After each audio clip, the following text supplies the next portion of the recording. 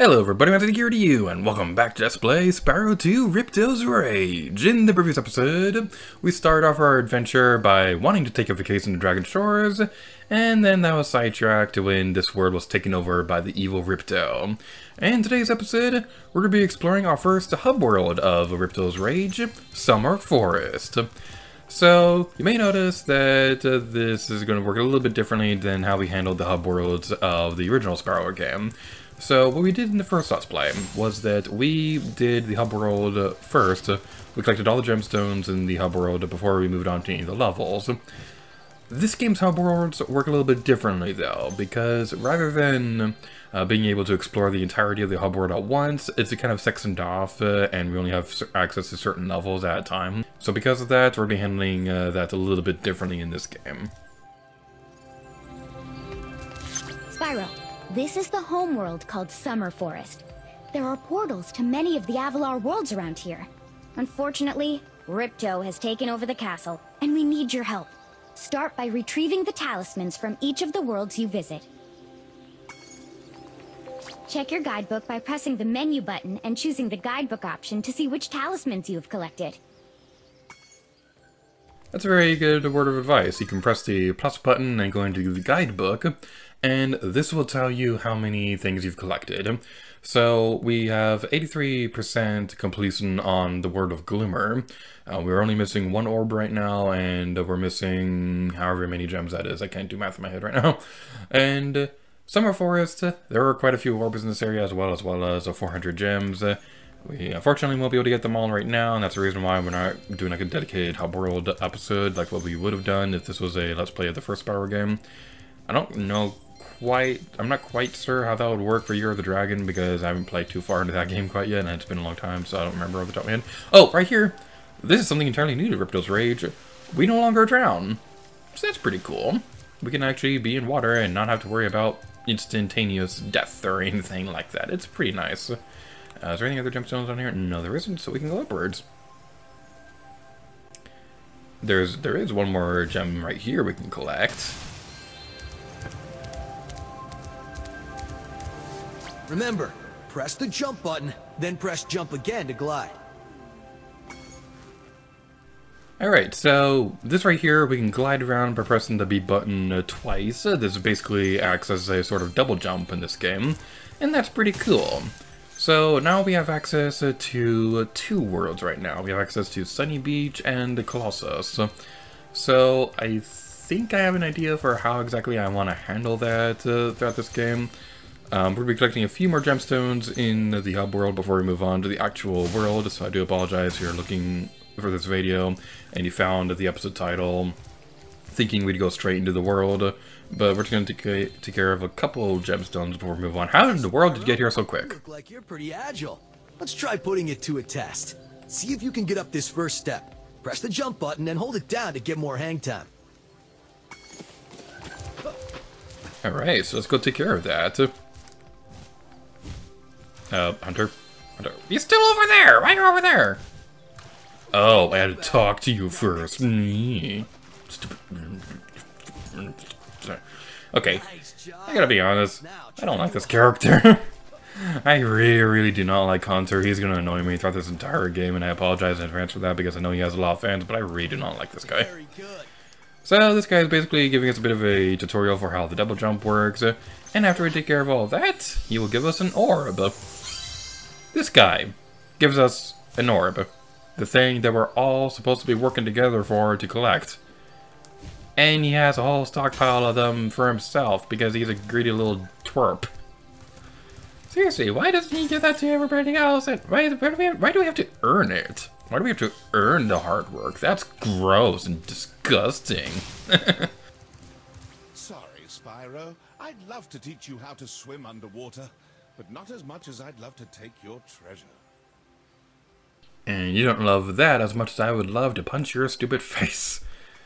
Okay, we don't have enough gems to learn how to swim underwater quite yet, so unfortunately we won't be able to collect everything we can in Idle Springs right now, so that's the reason why we're going to be going to Colossus real quick.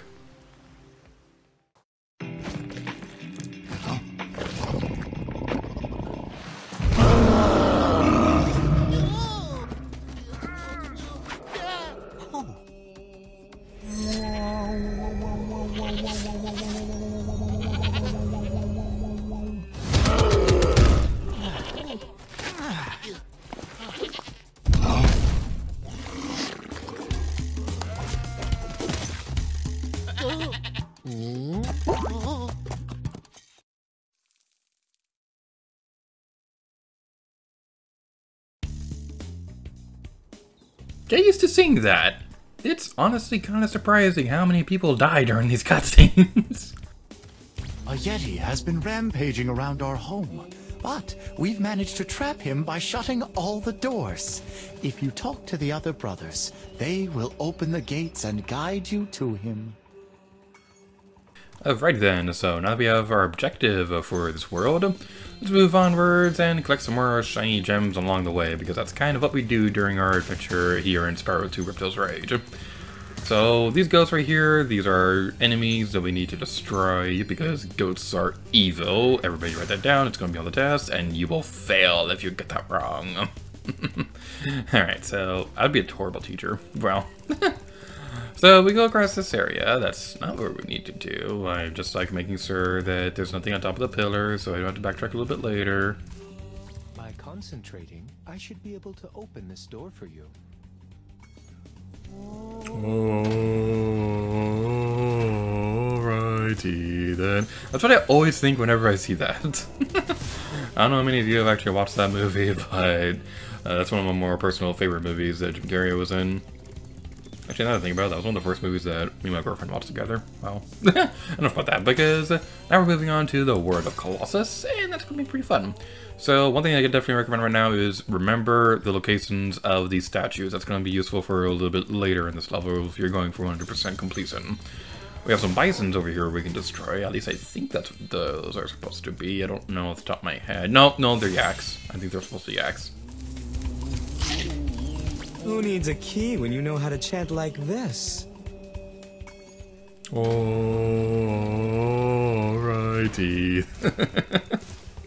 Enemies like those yaks are too big to be charged. Your flame attack should easily take care of large enemies. Alright, something I gotta say real quick, and I'm probably the only person who complains about this, but Zoe's adorable in this game, but I gotta say, that's what she looks like in Ripto's Rage, and this is what she looks like in the first Spyro the Dragon game on the Reignited trilogy. She's still hot in the original one. Why did they change her design? Alright, so enough about that, because we're going across this area, and we have some penguins over there, and whenever we destroy small animals like that, they will turn into butterflies for our dragonfly to eat, and that sounds really weird whenever you say it out loud out of context. So we go across this area. Sorry, I'm just looking at the yak in the background. It's like, he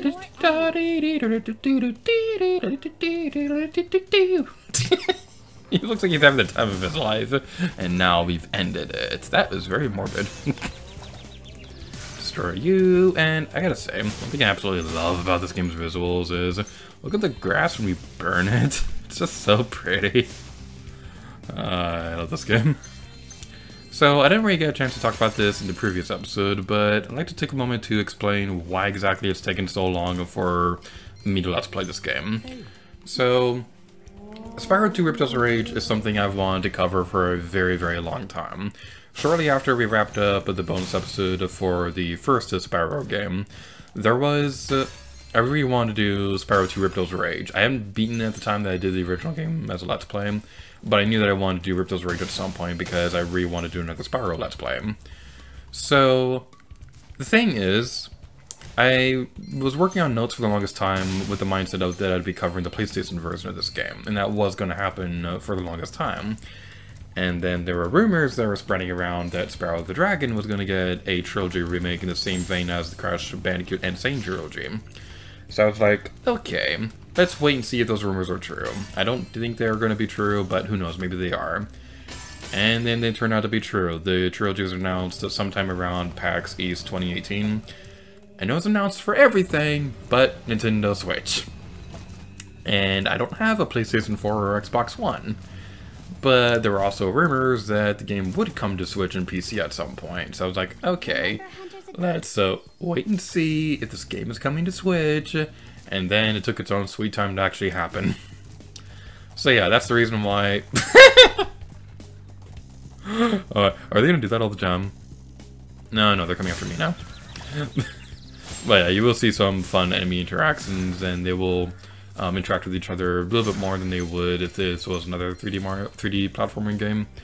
But yeah, that's the big reason why it took so long for Ripto's Rage Let's Play to actually happen. It was a matter of a lot of waiting and seeing of whether or not the Reignited Trilogy was going to be real, and the fact that I wanted this game to come to Switch, and it took its own sweet time to actually happen.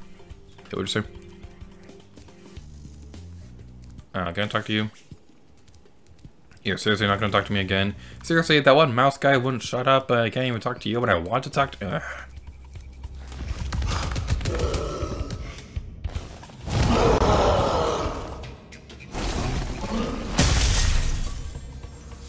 I thought the Yeti was tougher than that.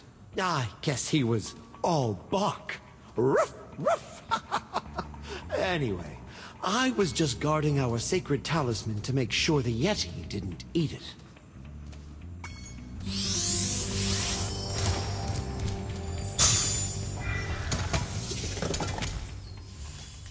So that was anticlimactic.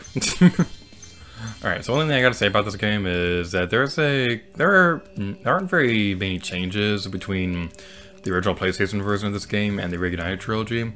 The only one I can really think of from the first game was the fact that in the level Twilight Harbor there were enemies that actually had machine guns, but in the Reignited Trilogy they were changed to more like splatter shot style weapons. In this game, that bad guy, that Tribes guy, originally said that he wanted Spyro to kill the Yeti. He actually said the word kill, and they changed that in this version of the game. Which is really weird considering the fact that Ripto says killed in the opening cutscene, so I'm not entirely sure why they had to change that, but it's not that big of a problem. It's not like it completely ruins the game like some people would say. It's like, seriously, okay.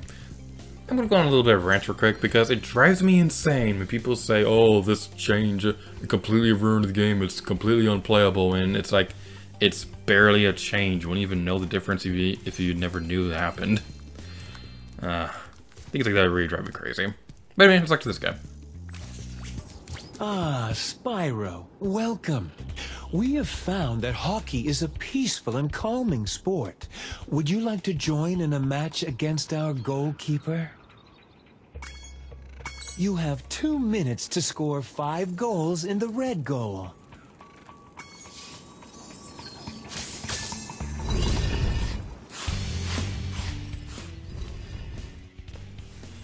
Alrighty then, let's try that again. Hopefully this time without fail, and hooray for editing, and whatever other catchphrases that I say whenever... Where's the there it is.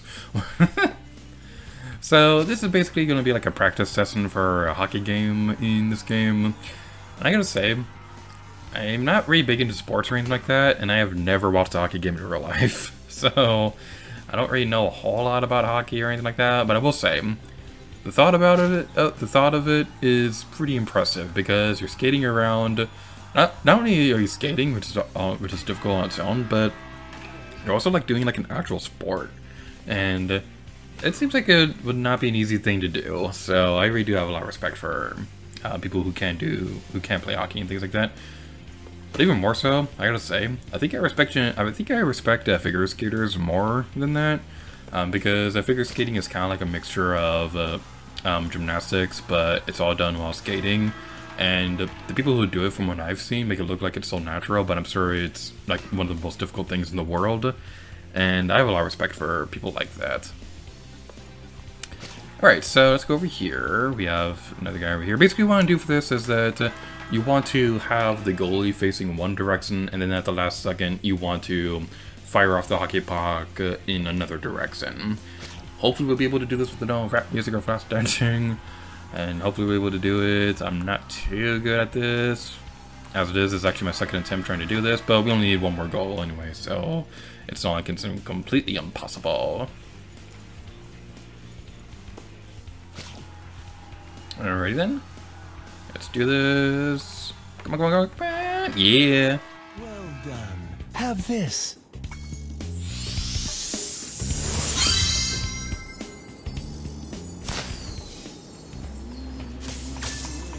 Would you like to try a game of one-on-one? The first to score 5 goals wins. You are shooting at the red...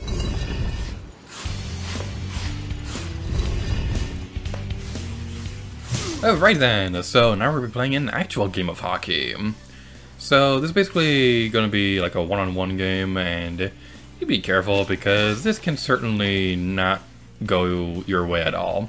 Thankfully there's no time limit this time around, but you definitely want to be careful because this guy can be a bit of a jerk. So, excuse you, who do you think you are?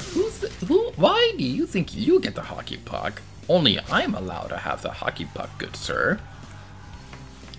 So basically what you want to do is that you want to play pretty aggressively during this. You want to burn the other teammates whenever you can. It might seem a little bit morbid, but that's the way that you need to play the game. Because that guy will also play pretty aggressively. If you have the hockey puck, he will smack your face to try and get it out of your mouth. And things like that. I have no idea how that counted, but it did, so I'm not going to complain. So we go this direction. Get away from, yeah, come on. Rude! Rude! That is rude! And, stupid goalie. Well, I didn't even touch the hockey puck, and it still went into the blue thing. Alright, let's do this. We're hoping the one jerk doesn't appear out of nowhere, and boom! I'm very surprised that counted. But it did, so I'm not going to complain. I'm not going to complain. I will gladly take that. And we did it! That wasn't too bad at all. Well done. Have this. If you stare at it long enough, you might not see anything.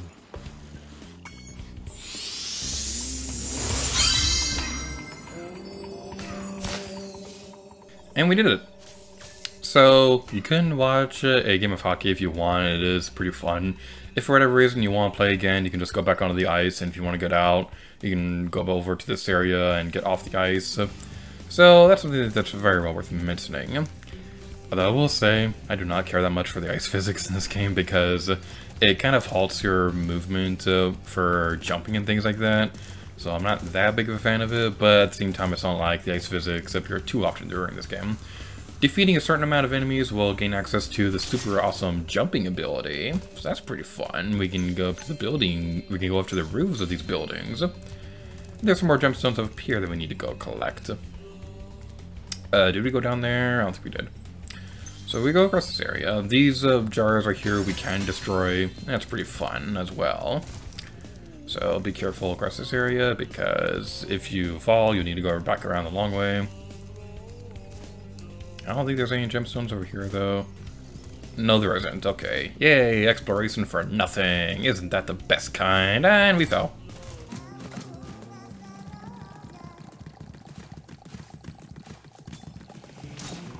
And if you need to get back upwards for any reason, that's the direction you need to go. Hooray for editing. So what we want to do over here is that there's a rocket right here we can use. Light it up with our fire breath, and the rocket will land on top of the treasure chest and scare the yak awake. It's yak's milk. It's not exactly a day at the picnic, but once you pluck the hairs out, it's very nutritious. It's gotta be like my favorite character in that movie. But anyway, we have another goat over here we can destroy. Is there anything else over here? I don't think there is. Spark says that there's a gemstone over that direction. Thank you, Sparks. They're so useful. That honestly really is a very useful ability in this game. I'm really glad that they have something like that because it's kind of a pain in the world going across these levels not knowing where that one last gemstone is. So it is nice that Sparks are pointing you in the right direction, quite literally. So, we go across this area. Go in here. And we probably could have taken care of this area along with certain side quests we would need to take care of in a moment. But you know what? This is my Let's Play. I can handle this in whatever order I want. And there's nothing you can do to stop me.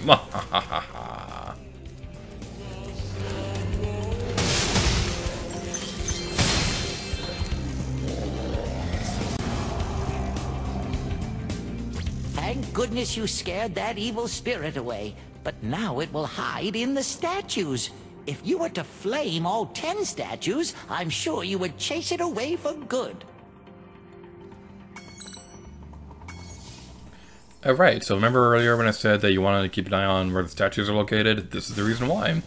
you want to use your fire breath to destroy the evil spirit hiding inside the statues, and that's pretty fun.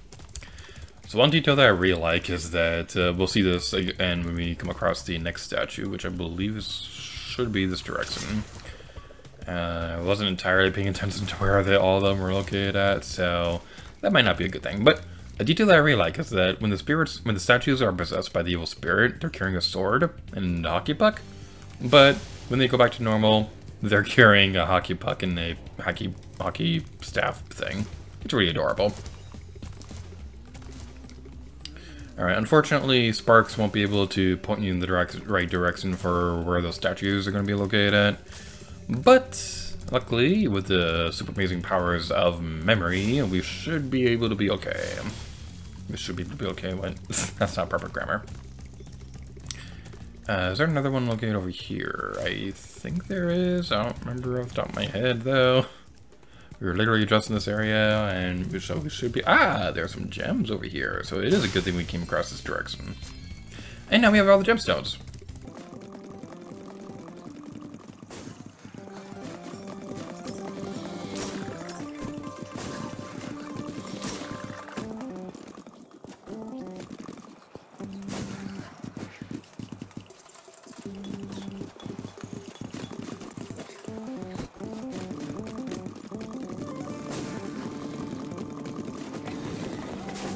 Well done, Spyro. You've scared the evil spirit away. Why don't you take this? I borrowed it from the temple. They don't need it.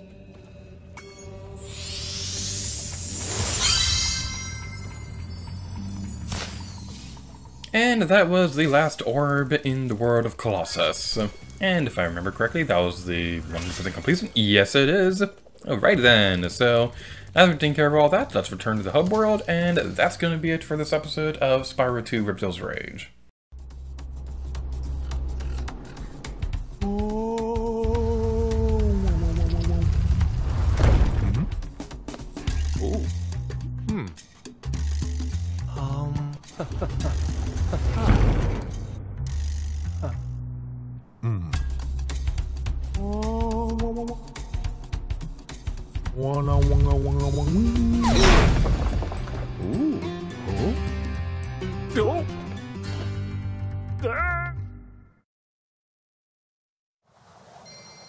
Let's do a body count real quick. So far, that's 2 people who've died in those cutscenes. You know what? Throughout the Let's Play, we're going to keep track of how many people get killed during those cutscenes. Because it is kind of surprising how many people actually die during those things. But now that we're taking care of all that, that's going to be it for this episode of Spyro 2 Ripto's Rage. So thank you guys so much for watching this video, and next time, Lady Gear to you. Oh yeah.